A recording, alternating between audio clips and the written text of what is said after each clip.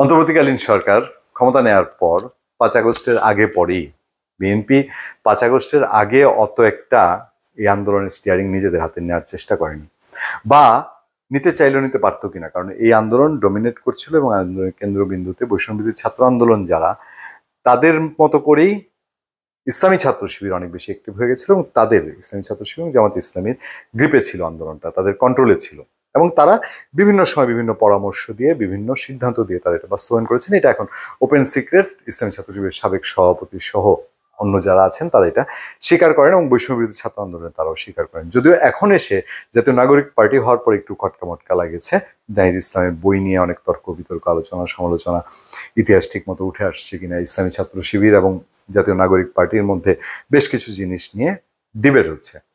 আচ্ছা, এই পরিস্থিতিতে বিএনপি ক্রেডিট কোথায়? এটা সমালোচকরা বলেন যে হ্যাঁ, বিএনপি তো আসলে তখন বিএনপি তেমন কিছু করতে পারে নাই এবং বিএনপি কিছু ক্লিপ দেখবেন এখন সোশ্যাল মিডিয়ায় ঘুরে বেড়ায়। মির্জা ফখরুল ইসলাম আলমগীর যখন বলছেন যে হ্যাঁ, আমরা এটা সরাসরি এটা অংশগ্রহণ করিনি, তবে আমাদের নৈতিক সমর্থন আছে, আমরা এটা সাপোর্ট করি, এটা খুব ছড়াচ্ছে এখন দেখবেন। আবার এটাও ছড়াচ্ছে আমির খসরু মাহমুদ চৌধুরী বলছেন, বিএনপি স্থায়ী কমিটির সদস্য, এই আন্দোলনের পেছনে কারা আছে, কারা এটা ডমিনেট করছে, এইসব প্রশ্ন উঠছে। তার মধ্যে দিয়ে এরপরে পরম্পরায় যা হয়েছে, এক একটা ইস্যু আসে সামনে, এক একটা ইস্যু আসে, বিএনপির অবস্থান একরকম, এই সরকারের সাথে যারা সুবিধাভোগী বা এই সরকার হয়ে, এই সুবিধাভোগী যাদের মাধ্যমে এই সরকার হয়েছে, রাষ্ট্রপতি নিয়ে তর্ক বিতর্ক, রাষ্ট্রপতি সরানো হবে কি হবে না, সরে যাবেন কি যাবেন না, বিএনপির এক অবস্থান, বৈষম্য বিরোধীর এক অবস্থান, সরকারের এক অবস্থান, তারপর আপনার জুলাই ঘোষণা নিয়ে বিএনপির এক অবস্থান, তাদের আরেক অবস্থান, তারপর আপনার বাংলাদেশের সংবিধান নিয়ে, সংবিধান বাতিল করা হবে কি হবে না, এইসবের মধ্যে দিয়ে বিএনপির সাথে একটা এইসব মত পার্থক্য বাড়তে বাড়তে বাড়তে বাড়তে বিএনপি তার ক্রেডিটটা নেওয়ার জন্য উঠে পড়ে লাগে। এই ধর্ষণ বিরোধী যে আন্দোলন, এই আন্দোলনেও আমরা বলেছি, আমরা এক সপ্তাহ আগেই বলেছি যে এই যে লাকির ইস্যু, গণজাগরণ ইস্যু, এসব তুলে এসবকে অন্য দিকে ঘুরিয়ে দেওয়া হচ্ছে। বিএনপির সন্দেহ হলো এই যে এক একটা ইস্যু ধরে বিএনপির সঙ্গে এবং বিএনপির ক্রেডিট না দেয়া, এর পিছনে কোনো কোনো উপদেষ্টা জড়িত কিনা, এবং সেই কথাটি বলছেন বিএনপির সিনিয়র যুগ্ম মহাসচিব রুহুল কবির রিজভী আহমেদ। তিনি ধর্ষণ বিরোধী এক প্রোগ্রামে ঢাকায় তিনি যে কথাগুলো বলছেন সেগুলো হচ্ছে এরকম যে জুলাই আগস্টের যে চূড়ান্ত আন্দোলন, এটা তো ১৫ বছরের যে গণতন্ত্রকামী রাজনৈতিক দল বিএনপির নেতৃত্বে আন্দোলন করেছে তার চূড়ান্ত বহিঃপ্রকাশ। এই ১৫ বছরের মধ্যে ইলিয়াস নেই, চৌধুরী আলম নেই, সুমন নেই, অদৃশ্য করা হয়েছে। কেন করা হয়েছে? কারণ এরা সোচ্চার ছিল অবাধ ও সুষ্ঠু নির্বাচন এবং ফেসিবাদ থেকে বাংলাদেশকে মুক্তি ঘটাতে।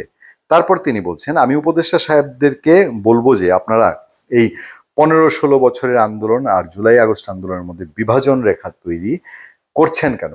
প্রশ্ন করছেন। এটা তো সব রক্তস্রোত একই সমুদ্রের মোহনায় গিয়ে মিলিত হয়েছে এবং মোহনার এই মিলিত স্রোতেই শেখ হাসিনা আজকে পালিয়ে গেছে।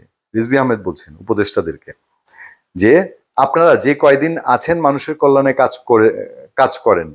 চালের দাম বেড়েছে, বিভিন্ন চালের দাম তুলে ধরে রিজভী আহমেদ বলেছেন এগুলোর দিকে নজর দেন। আরো ভিন্ন বিষয়ে বলেছেন ডক্টর মোহাম্মদ ইউনূস, আপনি প্রধান উপদেষ্টা, মানুষের বিশ্বাস আপনার উপর, আমরা চাই আপনার হাত দিয়ে একটা অবাধ ও সুষ্ঠু নির্বাচন নিশ্চিত করেন। আপনি যে কয়দিন ক্ষমতায় থাকবেন আপনি অবাধ ও সুষ্ঠু নির্বাচনের মাধ্যমে জনগণের নির্বাচিত প্রতিনিধির কাছে ক্ষমতা হস্তান্তর করবেন। এই ধরনের গভীর বিশ্বাস জনগণের, কিন্তু যদি গড়িমসি হয় তাহলে তা ভিন্ন মাত্রা নেবে। বিএনপির সন্দেহ বা বিএনপি মনে করে, যেমন বিএনপি সুপারিশ উপদেষ্টারা শুনে বলছে এবং বরঞ্চ নাকি উল্টা প্রতিশোধ নেওয়া হয়, এটাই বলেছেন বিএনপির সিনিয়র যুগ্ম মহাসচিব এই গত কয়েকদিন আগে। এবং উপদেষ্টারাই কি ছাত্রদেরকে দিয়ে এই বিএনপির জুলাই আগস্ট আন্দোলনে কোনো ক্রেডিট নাই এইটা কি ছড়াতে চান কিনা, বা বিএনপির ক্রেডিটের ভাগটা না দেয়া, সেই সন্দেহই বিএনপি এখন করছে কিনা। ধন্যবাদ সবাইকে, ভালো থাকবেন, সুস্থ থাকবেন, সত্য করুন এবং সহনশীলতার সাথে আপনাদের সাথে আমি আতিক রহমান পূর্ণিয়া।